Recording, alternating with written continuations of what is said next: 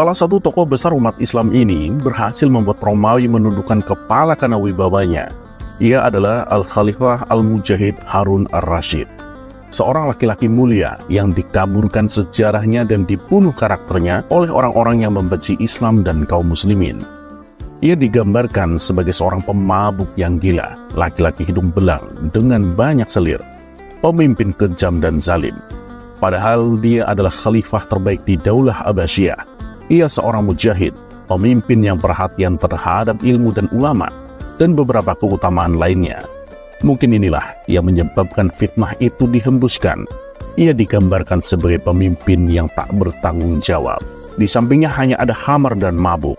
Dibuatlah kisah-kisah palsu dan hikayat-hikayat dusta untuk mendukung fitnah itu. Dinasti Abbasiyah mendapatkan puncak kejayaan ketika Khalifah Harun Ar-Rasyid memimpin pemerintahan pada masa itu. Bahkan ketika masa pemerintahan Khalifah Harun Ar-Rasyid, ilmu pengetahuan di kota Baghdad begitu bisa berkembang pesat.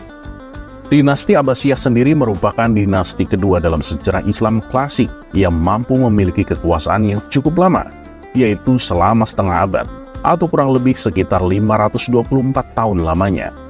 Keberadaan daulah ini mampu menggantikan dinasti Islam tertua di dunia, yaitu dinasti Umayyah. Peradaban dan kebudayaan Islam mampu tumbuh dan berkembang bahkan mencapai puncak kejayaan ketika masa pemerintahan dinasti Abbasiyah. Adanya kejayaan yang diraih oleh dinasti Abbasiyah tak lain karena dinasti tersebut lebih fokus terhadap pembinaan peradaban dan kebudayaan Islam daripada melakukan perluasan wilayah.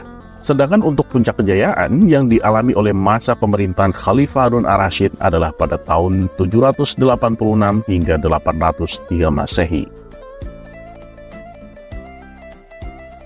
Beliau bernasabkan Harun bin Al-Mahdi Muhammad bin Al-Mansur Abu Ja'far Abdullah bin Muhammad bin Ali bin Abdullah bin Abbas Al-Quraisy Al-Hashimi Al-Abashi. Jadi, beliau adalah seorang Quraisy, satu kabilah dengan Nabi Muhammad SAW, dan keturunan dari paman Nabi, Abbas bin Abdul Muthalib radhiyallahu anhu. Harun Ar-Rasyid dilahirkan pada tahun 148 Hijriah atau 766 Masehi di kota Rai. Kala itu, ayahnya menjadi pemimpin wilayah Rai dan Khurasan. Ibunya adalah Juraisyah Al-Kaisiran, berasal dari Yaman. Harun Ar-Rasyid adalah khalifah kelima dari kekhalifahan Abbasiyah, di mana ayahnya bernama Muhammad Al-Mahdi, khalifah ketiga, dan kakaknya Musa Al-Hadi adalah khalifah yang keempat. Meski berasal dari dinasti Abbasiyah, Harun Ar-Rasyid dikenal dekat dengan keluarga Barmak dari Persia atau Iran. Pada masa mudanya, Harun banyak belajar dari Yahya ibni Khalid al-Barmak. Sejak kecil, Harun Ar-Rasyid telah memiliki sifat istimewa seperti pemberani dan kuat. Sifat ini menjadikannya sangat layak sebagai suksesor ayahnya saat ia berusia 20-an tahun. Sebelum dinobatkan sebagai khalifah, Harun Ar-Rasyid didaulatkan oleh ayahnya menjadi seorang gubernur di daerah As-Siyafah dan Maghrib.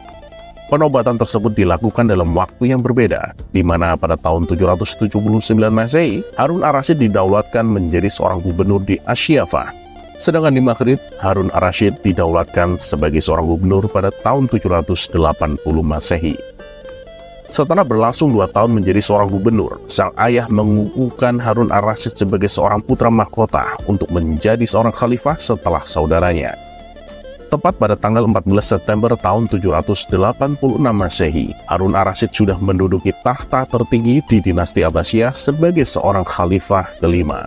Harun Ar-Rasyid memiliki kekuasaan yang cukup lama, yaitu 23 tahun, dari tahun 786 Masehi hingga 809 Masehi. Selama menjadi seorang khalifah, Harun Ar-Rasyid mampu membawa dinasti Abbasiyah ke arah puncak kejayaan. Bahkan banyak hal yang bisa ditiru dari Khalifah Harun Ar-Rasyid, mulai dari seorang pemimpin, menjalin hubungan harmonis dengan para ulama, ahli hukum, penulis, seniman, dan qori. Diketahui, semasa pemerintahannya, Harun Ar-Rasyid kerap mengundang tokoh informal dan profesional ke dalam istana ketika akan melakukan diskusi, sebagai bentuk upaya penyelesaian berbagai macam masalah yang ada. Ketika Harun Ar-Rasyid menjadi seorang khalifah, dirinya memang dikenal selalu menghargai orang di sekitarnya. Hal tersebutlah yang menjadikan masyarakat dari berbagai macam golongan dan status selalu menghormati, mengagumi, serta mencintai Khalifah Harun ar-Rasyid. Bahkan, Harun ar-Rasyid adalah sosok pemimpin yang mengakar serta begitu dekat dengan rakyatnya. Sebagai seorang pemimpin dan muslim yang selalu taat, Harun ar-Rasyid tentunya tak pernah lupa akan kewajibannya untuk selalu beribadah. 2 kali dalam setahun, Harun ar-Rasyid selalu menunaikan ibadah haji dan umroh. Dalam sejarahnya, tercatat tahun-tahun di mana Harun ar-Rasyid menunaikan ibadah haji. Dari catatannya, Harun ar-Rasyid berhaji pada tahun 170, 173, 174, 175, 176, 177, 178, 179, 181, 186, dan 188 Hijriah. Namun kala itu, Harun ar-Rasyid menunaikan ibadah haji dan umrah dengan cara berjalan kaki dari Baghdad ke Mekah. Ia juga tak pernah lupa untuk selalu mengajak para ulama ketika menunaikan ibadah haji maupun ibadah umroh.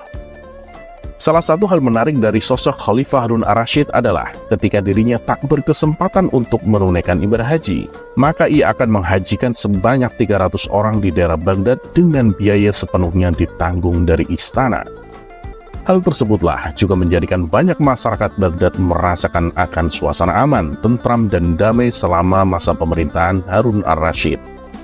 Selain itu, ia juga dikenal sebagai sosok yang tak mengenal kata kompromi akan korupsi yang bisa merugikan rakyat. Bahkan ketika ia melakukan tindakan korupsi tersebut adalah orang terdekat dan banyak memberikan pengaruh di dalam kehidupannya. Misalnya, seperti tindakan pemecatan serta memenjarakan Yahya bin Khalid yang ia angkat sebagai Perdana Menteri atau Wazir.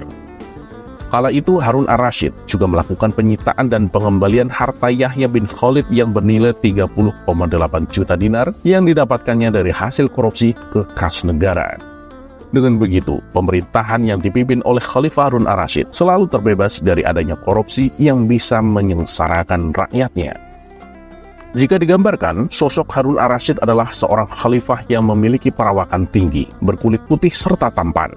Pada masa kepemimpinan Khalifah Harun ar-Rasyid, dinasti Abbasiyah mampu menguasai wilayah kekuasaan yang terbentang luas, dari Laut Tengah di sebelah barat hingga ke India sebelah timur. Walaupun pada dasarnya Khalifah Harun ar-Rasyid juga merasa jika menjaga akan keutuhan yang dikuasai olehnya terbilang tidak mudah. Pasalnya ada berbagai macam pemberontakan ketika ia menjadi seorang pemimpin. Pemberontakan yang pernah terjadi pada masa kepemimpinan Khalifah Harun ar-Rasyid adalah seperti pemberontakan Khawarij yang dipimpin oleh Walid bin Tharif pada tahun 794 Masehi. Lalu ada juga pemberontakan Musa al-Kazim pada tahun 799 Masehi, serta pemberontakan yang dilakukan oleh Yahya bin Abdullah bin Taghlib pada tahun 792 Masehi.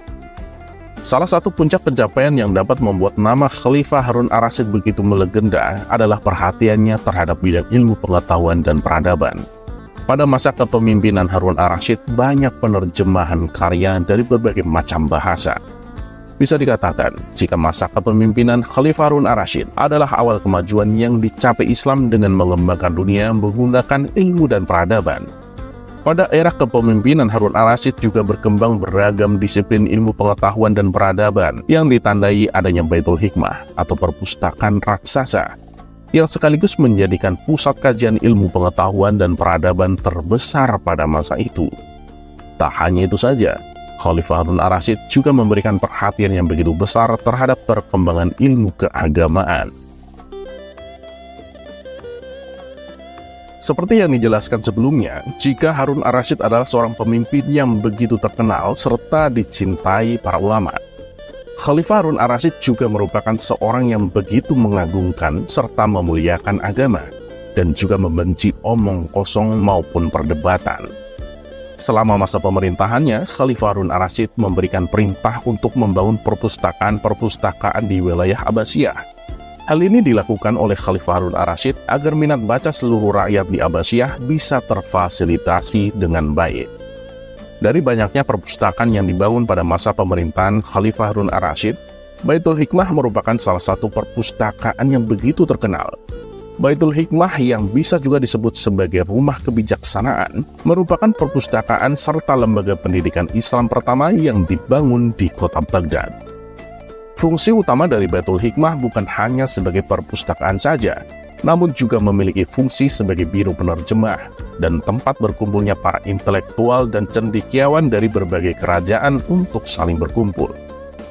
Bisa dibilang, jika keberadaan dari Baitul Hikmah merupakan simbol dari kehidupan manusia yang memiliki tingkat kecerdasan intelektual yang tinggi. Hal ini tak lain karena penguasaan terhadap ilmu pengetahuan bisa memasuki sendi kehidupan manusia yang berada di paling dalam, yaitu ruang akal dan pemikiran, yang juga bisa memberikan efek lebih dasar dari hanya sekedar penguasaan jasmani belaka. Menariknya lagi, Khalifah Harun ar-Rasyid juga menerjemahkan buku pengetahuan dalam bahasa Arab. Adanya gerakan penerjemahan ini adalah salah satu bentuk asimilasi yang terjadi antara bangsa Arab dengan bangsa lainnya yang sebelumnya telah mengalaminya. Tak hanya itu saja, pasalnya dalam masa pemerintahan Khalifah Harun ar-Rasyid, ia juga melakukan banyak pembangunan dengan tujuan untuk kesejahteraan rakyat dan juga untuk memajukan peradaban Islam. Beberapa di antaranya adalah membangun kota Baghdad yang terletak di antara sungai Efrat dan Tigris dengan membuat bangunan-bangunan yang begitu megah. Selain itu, ia juga membangun tempat peribadatan. Tak hanya itu saja, pada saat masa pemerintahannya, dirinya juga membangun sarana pendidikan, kesenian, kesehatan, dan juga perdagangan.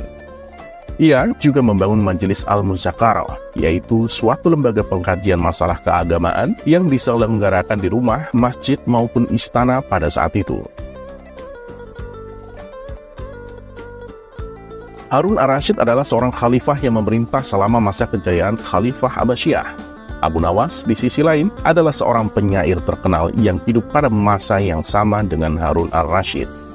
Awal mula pertemuan antara Harun ar-Rasyid dan Abu Nawas tidak terdokumentasikan secara spesifik dalam sejarah. Namun, Abu Nawas dikenal sebagai seorang penyair dan tokoh yang sering berkeliaran di istana khalifah, serta menikmati kebebasan untuk menyampaikan kritik atau sindiran melalui puisi-puisinya. Hubungan antara keduanya diyakini bervariasi, tergantung pada sumber-sumber sejarah yang berbeda. Dalam beberapa cerita, mereka digambarkan memiliki hubungan yang akrab, bahkan sampai kepada pertemanan. Namun dalam beberapa cerita lain, khususnya dalam cerita-cerita hiburan dan legenda, hubungan mereka lebih sering digambarkan dalam konteks interaksi yang penuh tantangan, di mana Abu Nawas seringkali menantang atau menguji kesabaran Harun ar-Rasyid dengan sindiran atau lelucon yang cerdas. Meskipun demikian, baik Harun ar-Rasyid maupun Abu Nawas adalah tokoh penting dalam sejarah dan sastra Arab. Dan kisah-kisah tentang hubungan mereka telah menjadi bagian dari warisan budaya yang kaya dalam tradisi Arab. Pada masa pemerintahan Khalifah Harun ar-Rasyid tak selalu berjalan mulus. Salah satunya adalah pemberontakan yang dilakukan oleh Rafi ibni al-Laith al-Samarkand. Pemberontakan tersebut mengakibatkan Khalifah Harun ar-Rasyid terpaksa harus mengungsi ke Khurasan, di mana tindakan tersebut merupakan pertama kalinya bagi Khalifah Harun ar-Rasyid meninggalkan ibu kota pemerintahan untuk melakukan perburuan para pemberontakan. Dalam masa perburuan tersebut, Khalifah Harun ar-Rasyid mengalami sakit hingga akhirnya meninggal pada tahun 809 Masehi. Saat itu usia Khalifah Harun ar-Rasyid masih terbilang cukup muda, yaitu 43 tahun. Dan desa Sanadan di Tus adalah tempat dirinya mengembuskan nafas terakhir. Makam Khalifah Harun ar-Rasyid ada di Dar al-Imarah. Kekhalifahan Abbasiyah dan Daulah Abbasiyah merupakan kekhalifahan Islam yang memiliki masa pemerintahan antara 750 hingga 1258 Masehi. Pendiri dari Daulah Abbasiyah adalah Abdul Abbas Asy-Syaffah, seorang keturunan dari paman Nabi Muhammad SAW. Dinasti tersebut melakukan pemerintahan sebagai khalifah di Baghdad, Irak, dan juga mampu menggulingkan kekhalifahan Umayyah dalam revolusi Abbasiyah pada tahun 750 Masehi.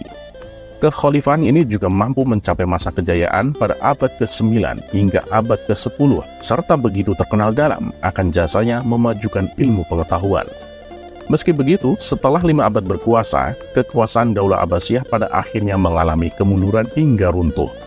Runtuhnya Daulah Abbasiyah tentunya disebabkan oleh beberapa faktor, di antaranya adanya perebutan kekuasaan.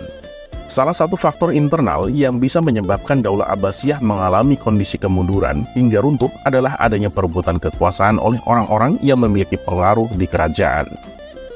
Hal ini tak lain disebabkan oleh kondisi pemimpin Daulah Abbasiyah yang dinilai kurang tegas sehingga membuat jalan bagi Mamluk atau tentara budak dan Bani Buwai untuk melakukan pemberontakan terkait dengan perebutan kekuasaan. Meski khalifah tetap dipegang oleh orang keturunan Abbasiyah, namun dinasti kecil lainnya yang jauh dari pusat pemerintahan sudah mulai lahir.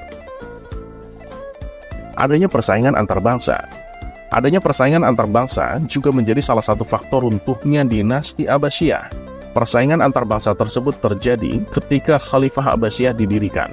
Bani Abbas bersekutu dengan orang-orang Persia yang tak senang akan pemerintahan yang dilakukan oleh Bani Umayyah. Akan tetapi dalam prosesnya, orang Persia memang tidak begitu puas dengan pemerintahan yang dilakukan oleh Abbasiyah, serta ingin memiliki dinasti sendiri dengan pejabat yang berasal dari bangsanya sendiri.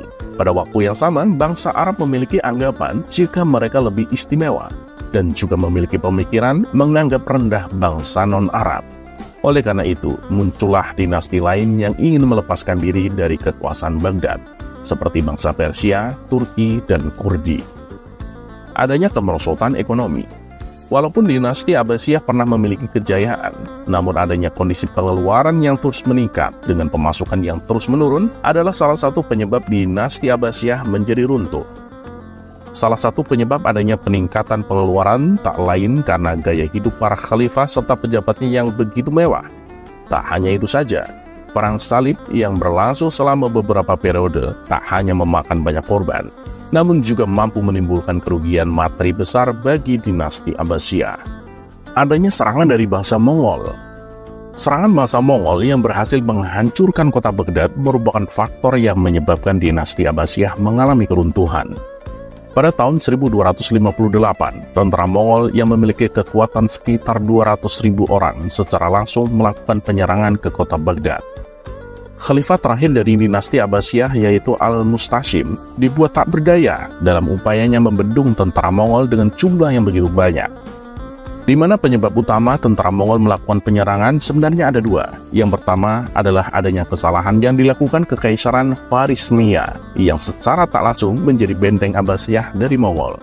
Lalu yang kedua adalah adanya invasi bangsa Mongol dengan latar belakang motif ekonomi. Dalam serangan tersebut, bangsa Mongol berhasil menghancurkan kota Baghdad, bahkan membakarnya. Oleh karena itu, berbagai macam fasilitas kota, seperti perpustakaan yang di dalamnya memiliki isi berbagai macam peradaban dan juga ilmu pengetahuan dihancurkan oleh tentara Hulagukan. Pasukan Hulagukan juga membunuh ribuan muslim di kota Baghdad, dan secara otomatis hal tersebut menjadi tanda berakhirnya dinasti Abbasiyah. Harun ar-Rasyid adalah seorang khalifah dinasti Abbasiyah. Ia juga dikenal sebagai sosok pemimpin yang baik hati, serta begitu perhatian bagi para masyarakatnya. Bahkan ketika dirinya tak bisa menunaikan ibadah haji, ia menggantikannya dengan memberangkatkan 300 orang Baghdad untuk berangkat menunaikan ibadah haji dengan biaya yang ditanggung penuh oleh kerajaan. Selain itu, dalam masa pemerintahannya, Khalifah Harun ar-Rasyid juga mendirikan bangunan penting seperti perpustakaan. Salah satu perpustakaan yang paling terkenal pada masa Khalifah Harun ar-Rasyid adalah Baitul Hikmah, atau bisa juga disebut sebagai rumah kebijaksanaan. Baitul Hikmah tak hanya digunakan sebagai perpustakaan saja, namun juga bisa digunakan untuk berkumpulnya para intelektual dan cendekiawan dari berbagai kerajaan. Selain itu, Khalifah Harun ar-Rasyid juga menerjemahkan buku pengetahuan dari berbagai bahasa ke dalam bahasa Arab. Khalifah Harun ar-Rasyid tutup usia pada tanggal 24 Maret 809 Masehi pada usia 43 tahun. Meski begitu, sampai saat ini nama Harun ar-Rasyid masih terus melegenda. Bahkan nama Harun ar-Rasyid juga diabadikan sebagai salah satu tokoh yang ada di dalam kitab 1001 Malam. Dari kisah Khalifah Harun ar-Rasyid bisa menunjukkan jika sosok pemimpin yang baik akan selalu dikenang sepanjang masa.